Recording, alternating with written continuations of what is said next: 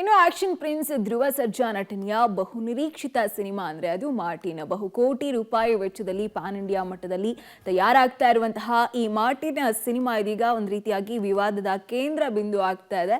Martin ಚಿತ್ರದ ನಿರ್ಮಾಪಕ Uday K Mehta ಅವರಿಗೆ 2.5 ಕೋಟಿ ರೂಪಾಯಿ ಮೋಸ ಆಗಿದೆಯಂತೆ. ಈ ಬಗ್ಗೆ ನಿರ್ಮಾಪಕ ಉದಯ್ ಕೆ ಮೆಹ್ತಾ ದೂರನ್ನ ಕೊಟ್ಟಿದ್ದಾರೆ. ಈ ಮಧ್ಯೆ ನಿರ್ದೇಶಕ ಎಪಿ ಅರ್ಜುನ್ ವಿರುದ್ಧನೂ ಕೂಡ ಕಮಿಷನ್ ಆರೋಪ ಕೇಳಿ ಬಂದಿದೆ.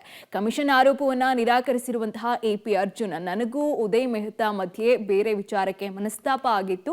ಇನ್ನು ಸಿಜಿ ಮೋಸದ ವಿಚಾರದಲ್ಲಿ ಇಬ್ಬರ ಮೇಲೆ ಆರೋಪ ಮಾಡಲಾಗಿದೆ. ಸದ್ಯ ರೆಡ್ಡಿ, ಸುನಿಲ್ ರೆಡ್ಡಿ ಆರೋಪಿಗಳು ತನಿಖೆ ಆಗತ್ತೆ ಅಂತ ಹೇಳಿಕೆಯನ್ನ ಕೊಟ್ಟಿದ್ದಾರೆ.